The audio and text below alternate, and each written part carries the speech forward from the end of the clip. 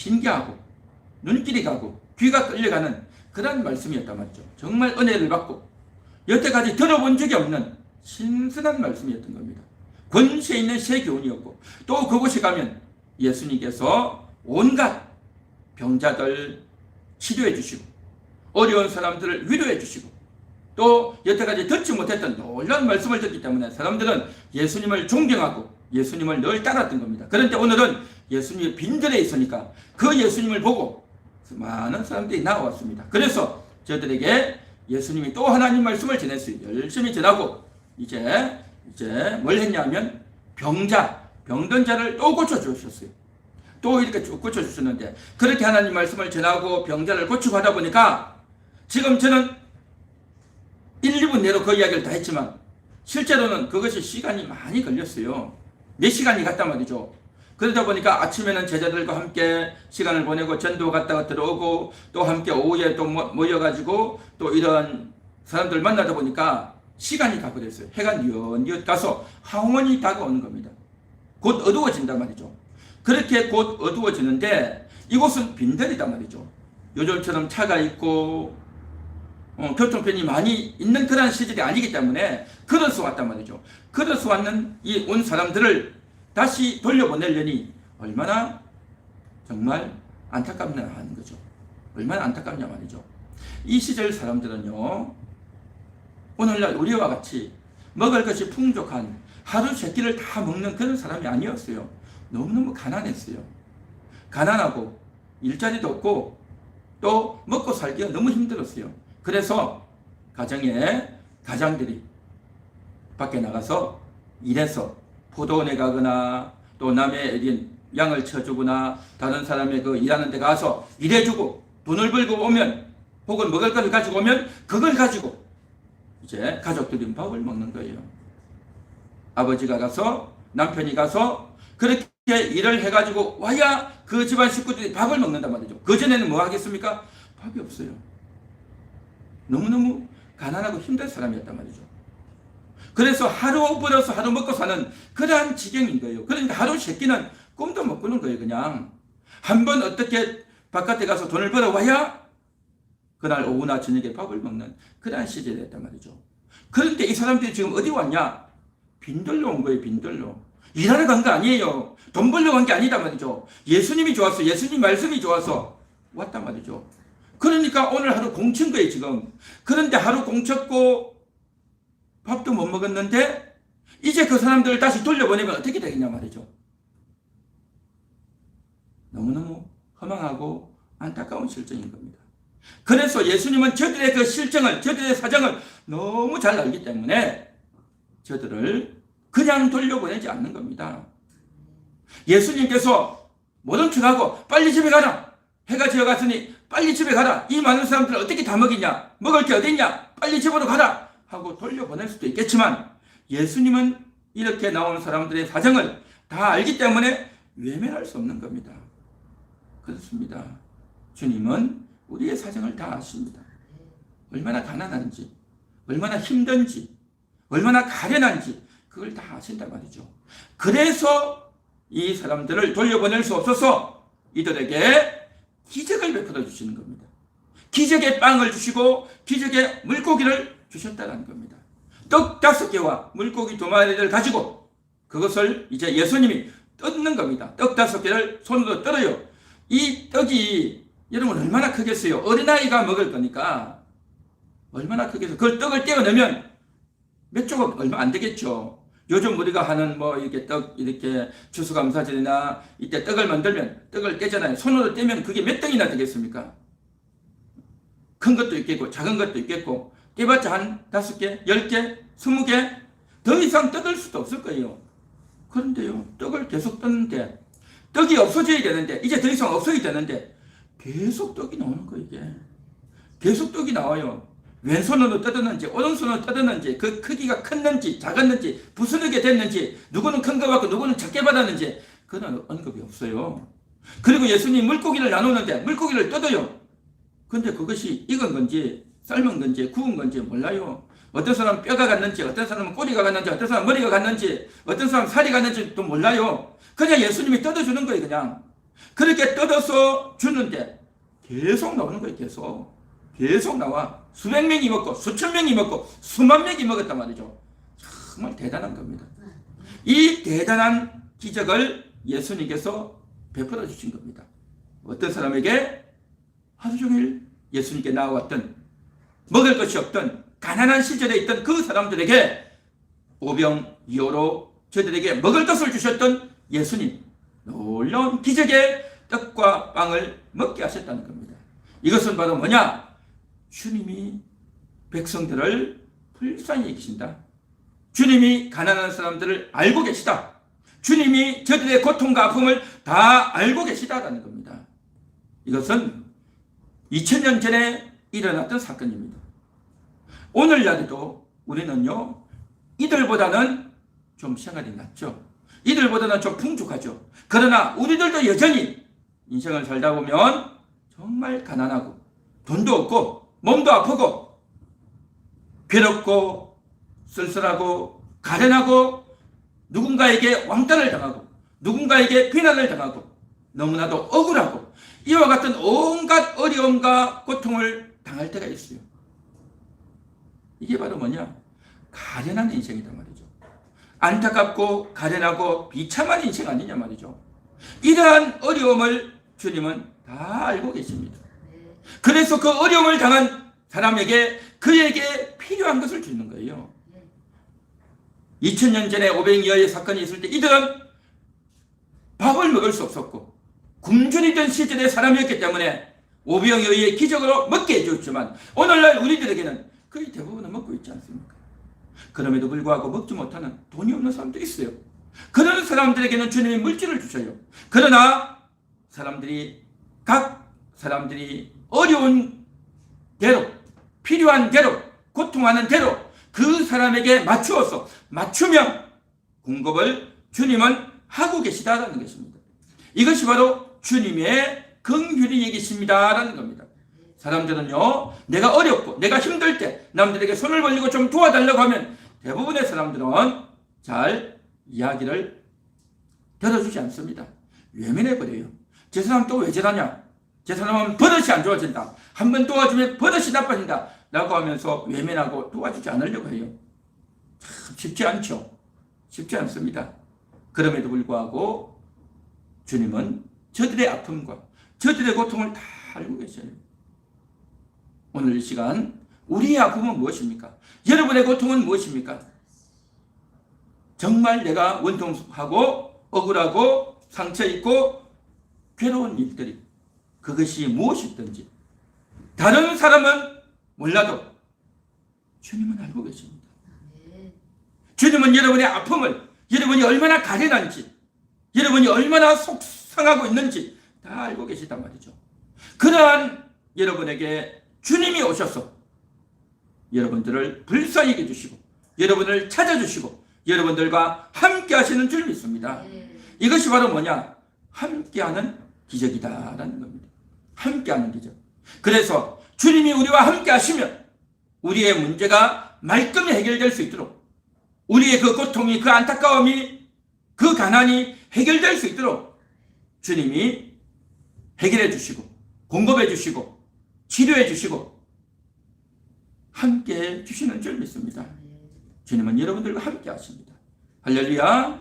한번 따라해 볼까요? 주님은 나와 함께 하십니다. 주님은 나와 함께 하십니다. 주님은 우리와 함께 하십니다. 주님은 우리와 함께 하십니다. 그렇습니다. 주님은 여러분들과 함께 하셔요.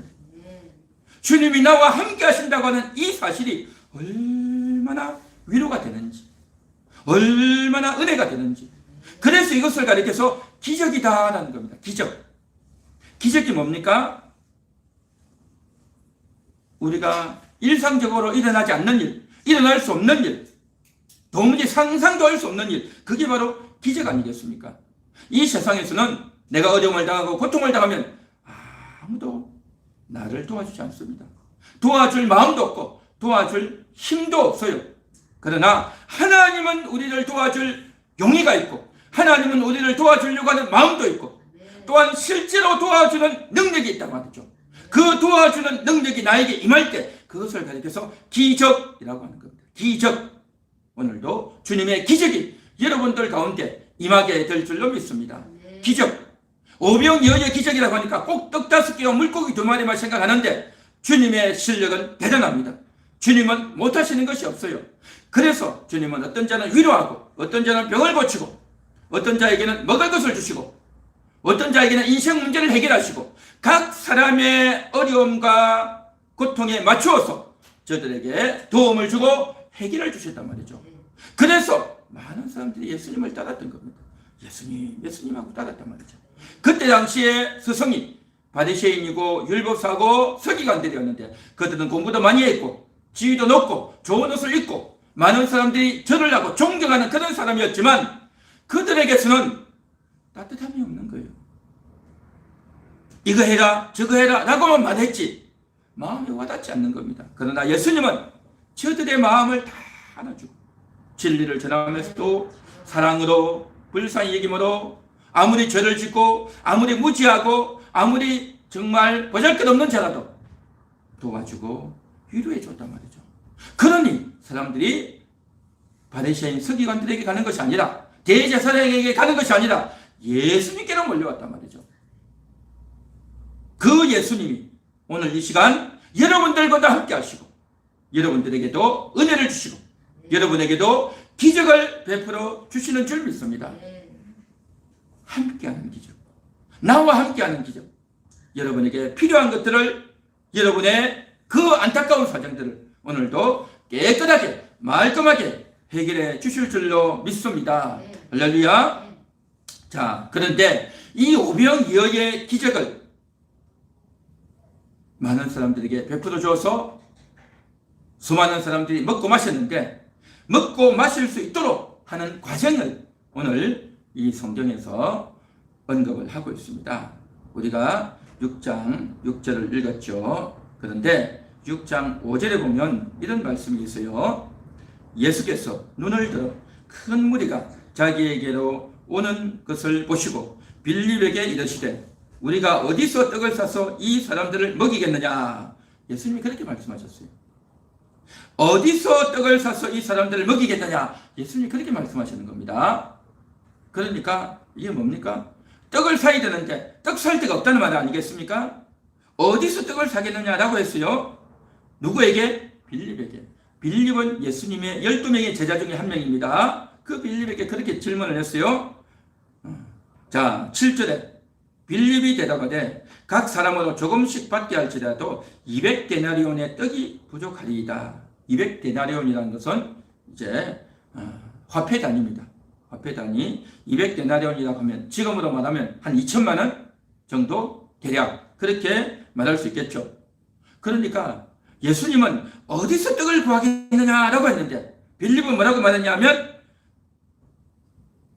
돈 2천만 원이 있어야 되는데 2천만 원이 없습니다. 그 말을 한 겁니다. 조금 핀트가 안 맞죠. 어디서 떡을 구하겠느냐 했고 돈 2천만 원이 없습니다 라고 하는 거죠. 그렇죠? 예수님은 왜 이런 말을 했을까요? 그냥 사람들 딱 모아놓고 봐 내가 떡 만들어 줄게 라고 하면 될 건데 빌립에게 그렇게 이야기하는 겁니다. 그리고 이제 그렇게 이야기하고 나서 어떤 일이 있느냐. 8절에 제자 중 하나 시몬 베드로의 형제 안드레가 예수께 여짜오되 여기 한 아이가 있어 보리떡 5개와 물고기 2마리를 가지고 있나이다. 그러나 그것이 이 많은 사람에게 얼마나 되겠사옵나이까.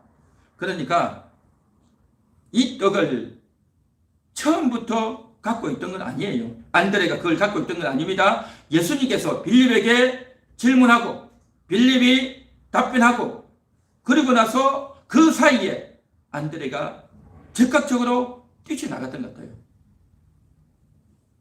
떡을 이제 가져가야 되니까 떡을 가지고 와서 어린아이에게 있는 떡을 받아온 겁니다. 왜 갔는지, 왜 어린아이 떡을 받아왔는지 그건 이유는 모르겠어요. 그렇지만 어쨌든 떡을 갖고 왔어요.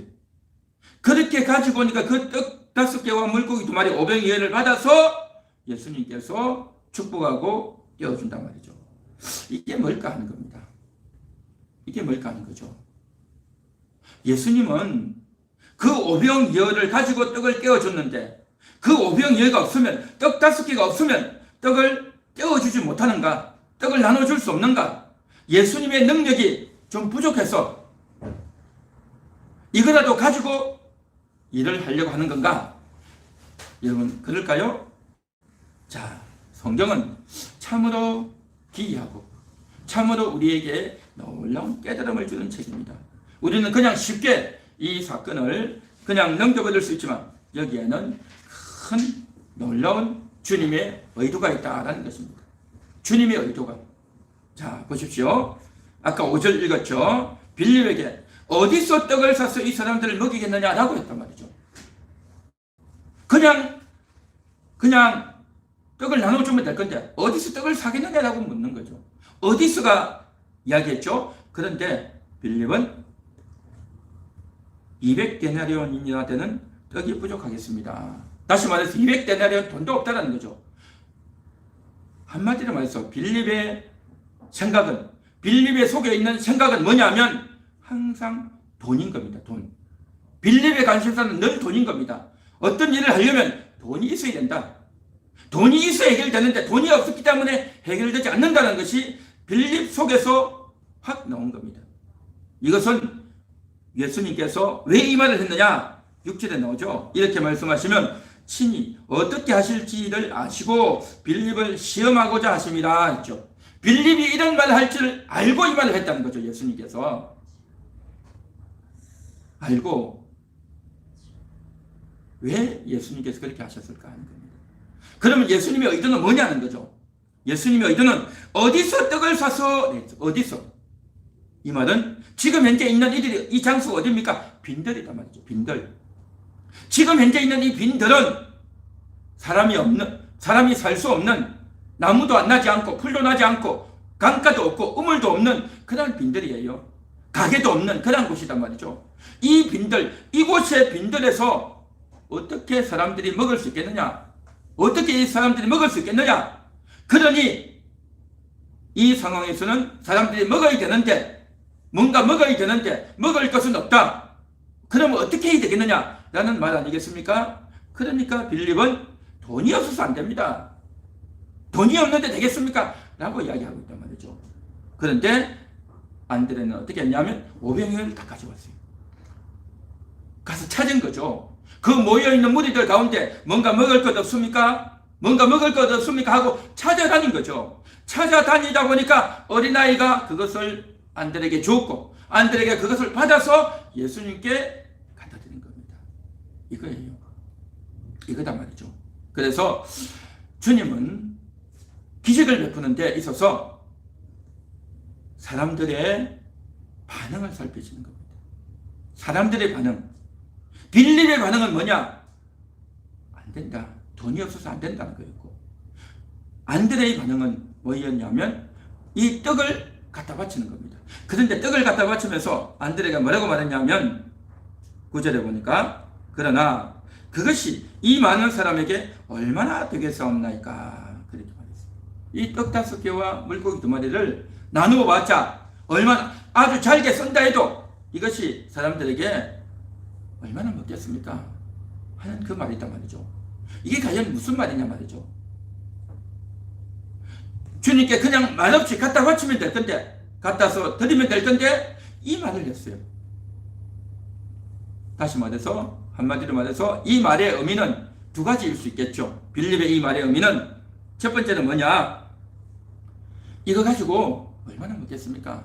별 볼 일 없습니다 하는 부정적인 의미의 말이다 라고 생각할 수 있겠고, 또 한마디는 뭐냐면 주여 이 작은 것이지만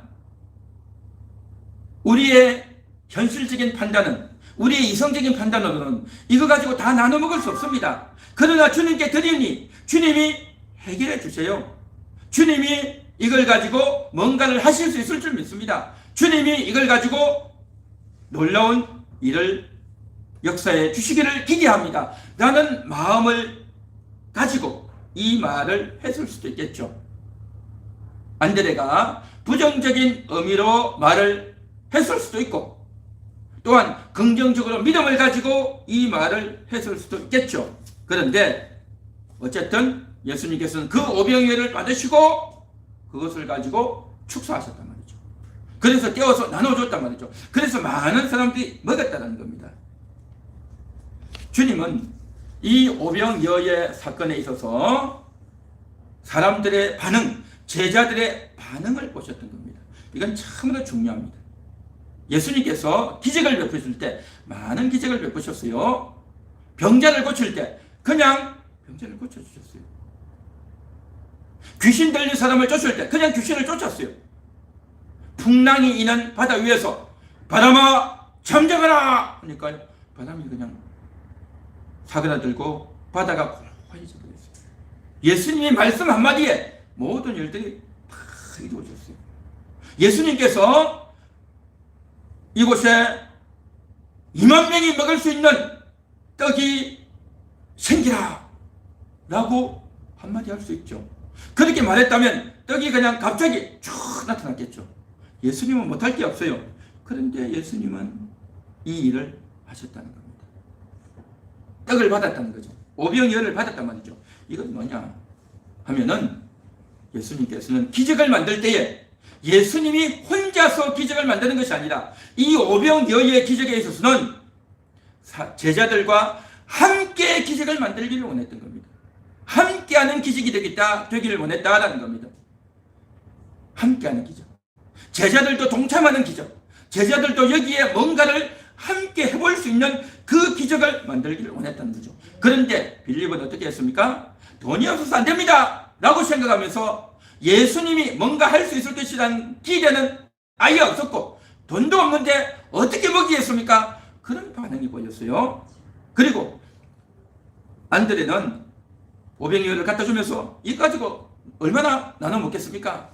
이게 무슨 도움이 되겠습니까? 하는 그런 의미일 수도 있고 또 한편으로는 주님 이거 있으니까 주님께서 뭔가 하실 수 있을 줄 믿습니다. 주님이 기적을 베풀 줄 믿습니다 하는 마음이었을 수도 있죠. 어떤 의도였는지는 우리는 자세히 알 수 없고 나중에 천국 가서 물어보면 자세히 알 겁니다.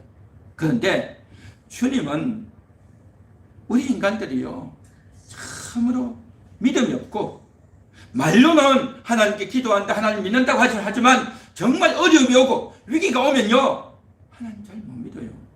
기도를 잘 못해요.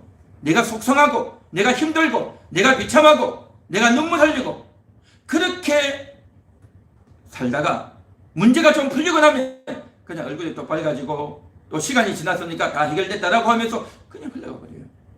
이것은 하나님 앞에서 올바른 태도가 아니다 말이죠. 사람이 믿음을 갖고 믿음으로 반응하고 믿음으로 살아가기가 참 쉽지 않은 것 같습니다. 제자들도 그랬고요. 그런데 예수님께서 오늘 이 오병이어의 사건에서는 오병이어를 받는다는 거죠. 오병이어를 가져오란 말이죠. 그 오병이어를 가져오기까지 빌립은 엉뚱한 반응을 했고 안드레는 겨우 이것을 가져왔지만 그 의도가 모르게 긍정적인 반응일 수도 있고 부정적인 반응일 수도 있지만 어쨌든 이걸 통해서 예수님은 기적을 베푸셔요. 그런데요 주님은요 대단하십니다. 주님은 대단하셔요. 주님은 빌립이 지금 이렇게 반응할 거라는 것도 알았고 안드레가 언제쯤 못할 거라는 걸 알았어요.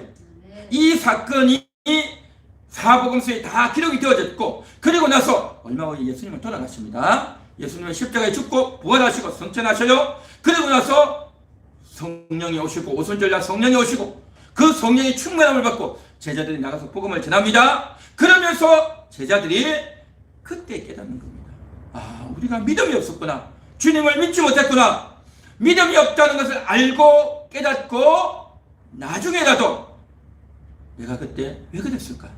빌립이 내가 정말 계산에만 밟고 인간적인 이성에만 밟았지 하나님이 하실 거다. 하나님이 뭔가 하실 거다는 그 기대를 하지 못했다는 것을 빌립은 회개하고 돌이키게 되는 것입니다. 여러분 이것은 놀라운 겁니다. 사람은요 하나님의 역사 앞에 반응해봐야 돼요. 반응을 해봐야 내가 그때 어떻게 했지? 내가 그때 실수했지? 내가 그때 부끄러운 행동을 했지? 내가 그렇게 믿음 없는 말을 했지? 그걸 하는 거예요. 이 사건이 있었기 때문에 빌립이 나중에 믿음이 온전해지고 새로워지는 겁니다. 여러분들도 마찬가지입니다. 우리도 마찬가지예요. 하나님의 말씀을 듣고 그 하나님 말씀을 마음에 담고 믿음으로 살아야지 하지만 실제로 살려면요 잘 안 돼요. 잊어먹어버려요. 하나님도 생각 안 나고 하나님 말씀도 생각하지 나지 않고 그냥 화가 나고 억울하고 싸우고 다투고 고집부리고 막 그렇게 한단 말이죠.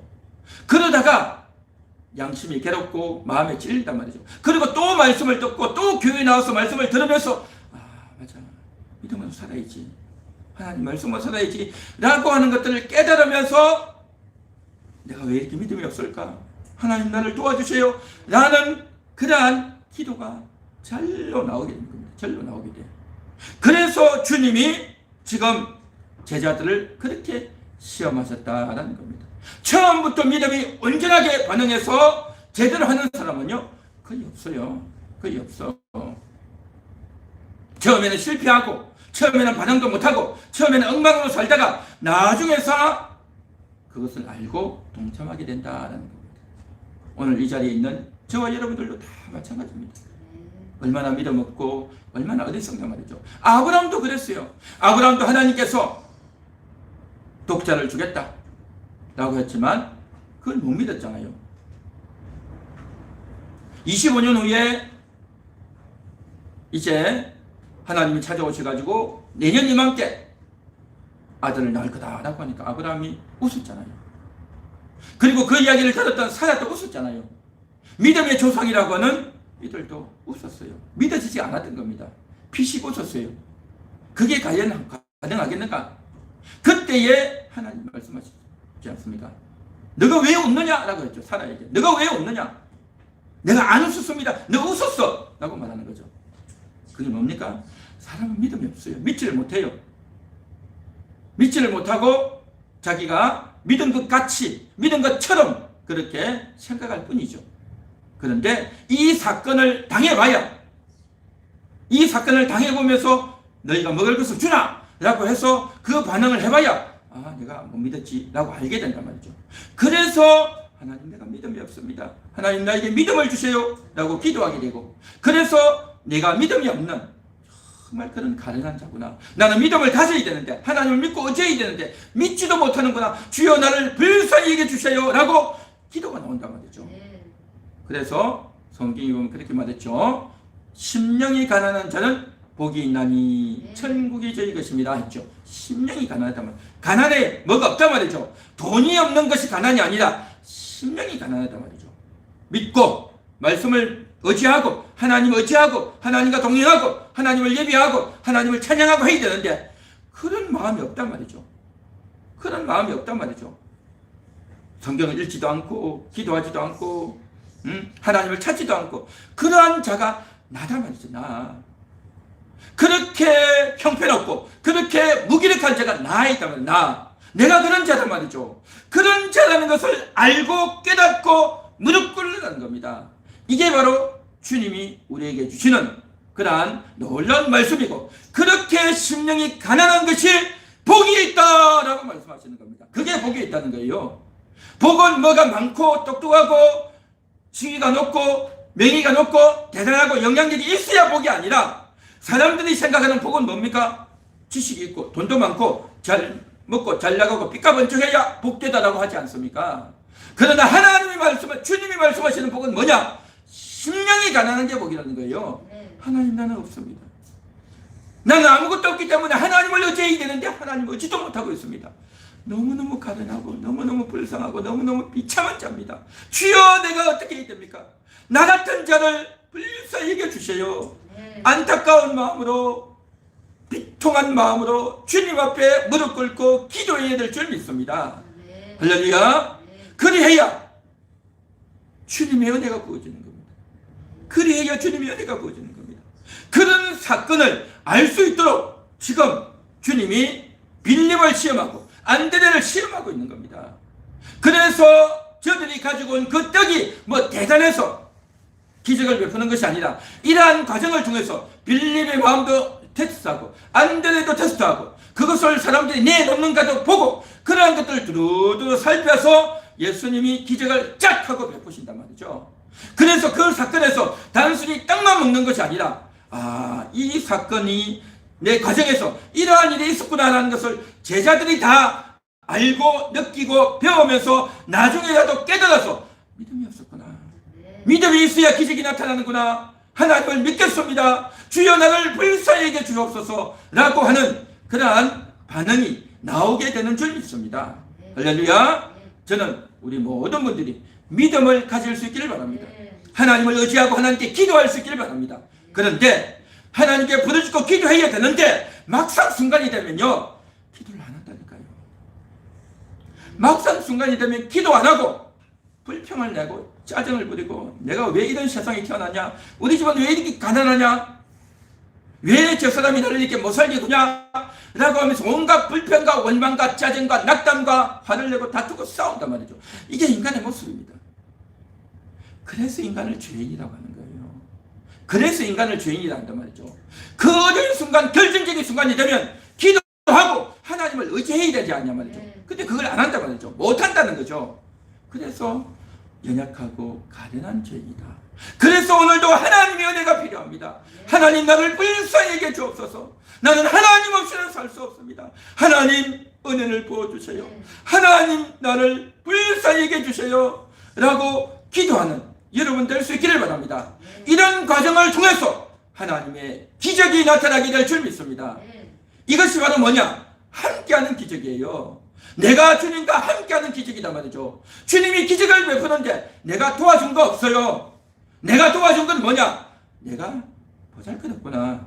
내가 형편없구나. 내가 이렇게 죄인이구나. 하나님께 기도도 못했구나 라는 죄인이라는 것을 깨달으면서 함께하는 겁니다. 할렐루야. 내가 함께한다고 하니까 내가 주님이 떡 만드는데 뭔가 내가 좀 기여를 하고 내가 뭔가를 좀 보태주는 것이 있느냐? 그런 거 없어요. 그런 거 없어. 하나님과 주님과 엮여 들어가서 주님의 그 말씀을 듣고 마음에 찔리고 엉뚱한 반응을 하고 그러면서 나중에 깨닫는 겁니다. 그런 말이 있지 않습니까? 무풀보다 악풀이 낫다. 그런 말이 있죠. SNS를 할 때에 사람들이 열심히 글을 올리고 열심히 영상을 올리는데 사람들이 반응도 안 해요. 그런데 어떤 사람 와가지고 잔소리를 하고 불평을 하고 또 악플을 단단 말이죠. 그 악플을 달면 얼마나 믿겠습니까? 차라리 달지를 말지 라고 하는데 그렇지 않다는 겁니다. 악플이라도 달아야 싫은 소리라도 해야 말도 안 하고 반응을 안 하는 사람보다 훨씬 낫다는 겁니다. 여러분 반응도 안 하고 아무 말을 안 하면 아이고 나는 다행이다 라고 생각하죠. 절대 그렇지 않습니다. 반응을 해야 되는 겁니다. 그 반응이 뭐냐? 좋지 못한 반응이에요. 빌립도 안 좋은 반응이었잖아요. 안드레도 그렇고 그 자리에 있던 사람들도 좋은 반응이 있는 사람 아무도 없어요. 그러나 그런 반응을 해야 나중에 자기가 알아요. 반응을 해봐야 아 내가 그때 왜 그랬을까? 이거라도 나온단 말이죠. 이런 반응도 없었던 사람은 무엇도 못하는 거예요. 무엇도 못해. 반응을 안 한다는 건 뭡니까? 예수님께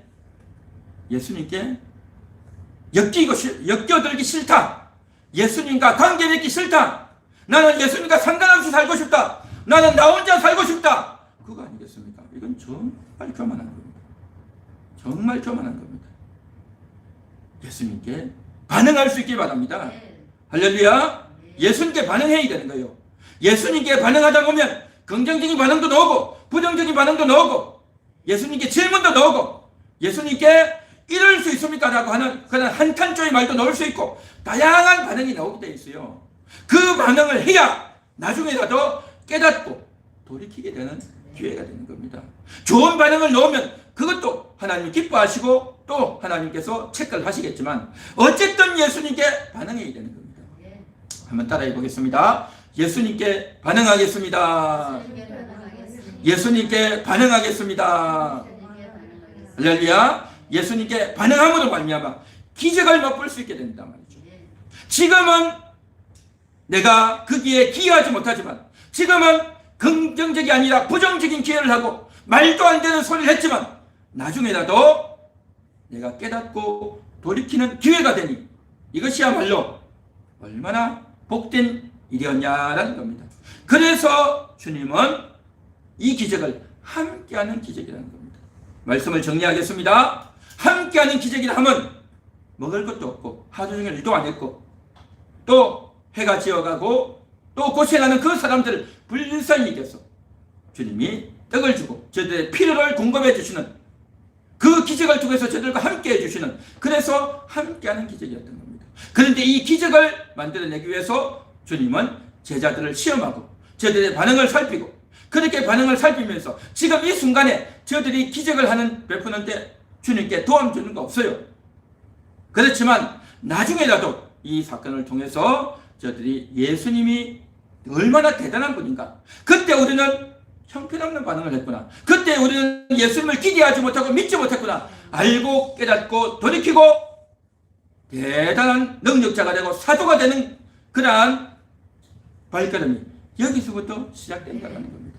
할렐루야. 그런 은혜가 제자들에게 있었듯이 오늘 우리 함께하는 교회 성도들에게 있고, 오늘 이 말씀을 듣는 모든 분들에게도 이런 은혜가 있기를 간절히 소망합니다. 반응하는 성도, 반응함으로 기적에 동참하는 그러한 저와 여러분 될 수 있기를 축원합니다.